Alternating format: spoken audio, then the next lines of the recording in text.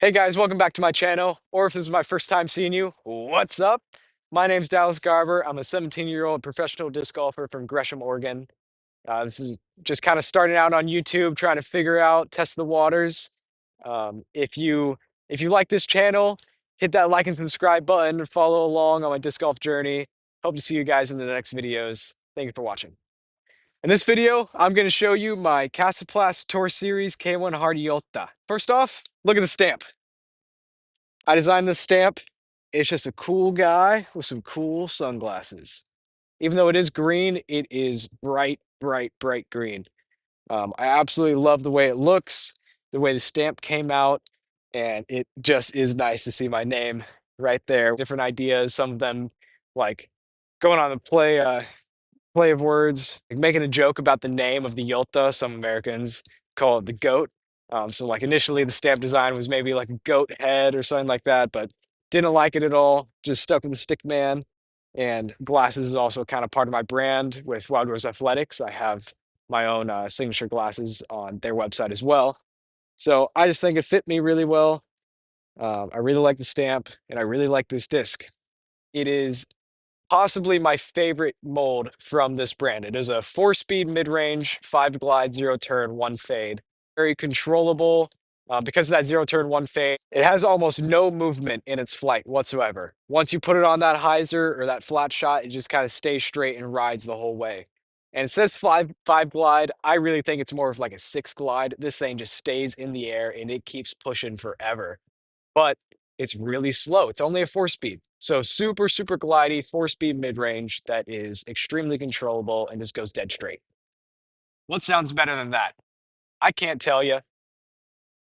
This is the best mid-range that I've ever thrown in my life. I know there's some bigger brands with some really well-known molds, but maybe it's just the nicheness of Kastaplast and having this disc. But I just love it. I think I've been throwing the Yota for a while, maybe a year and a half, 2 years. So to finally have my name on it and have myself represent this disc, I think is just so awesome. And I absolutely love the way it came out.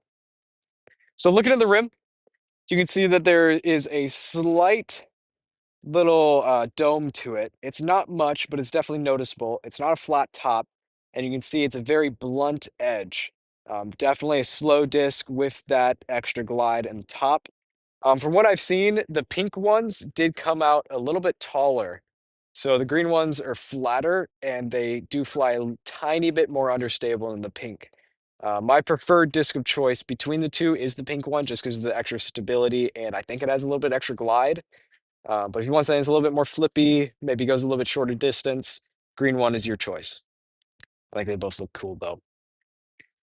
Enough of the chit chat. Let's get to the juicy part of this video. What you've all been waiting for. Let's see how they fly. This hole 2 at Blue Lake. It's about 400, 420. Not going to really be going for the basket because this is only a 4-speed disc. I've got a bit of a tailwind, maybe 10 miles an hour. First one, I'm just going to show a slow, smooth, controlled shot. Just hopefully right down the center of the fairway. That's the goal. I haven't thrown this one specifically yet. These are both brand new out of the box. See how it works. It's changing to headwind now, so that might affect it.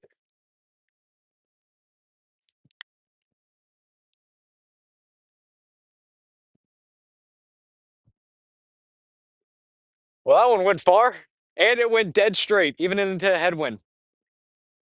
It's a great disc for that reason. All right, now let's see a little bit more of a power shot. I'm going to really get into this one. I have a bit of a run up.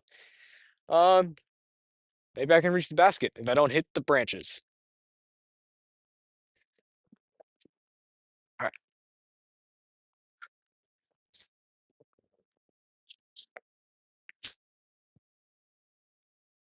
Ah, just turned it over. Tried to throw too hard. Still, though, had some integrity. It didn't really burn over immediately and turn into a cut roller, even into some headwind. Those are some good flights. I'll go throw those back. See how they fly in the next shot. Different wind. Right.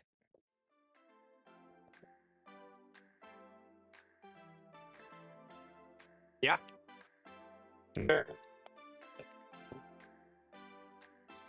Now, probably done. Trying to run some. There we go. Look at that flight. Super glidey, super just straight flight. Out of my hands on high stay on his.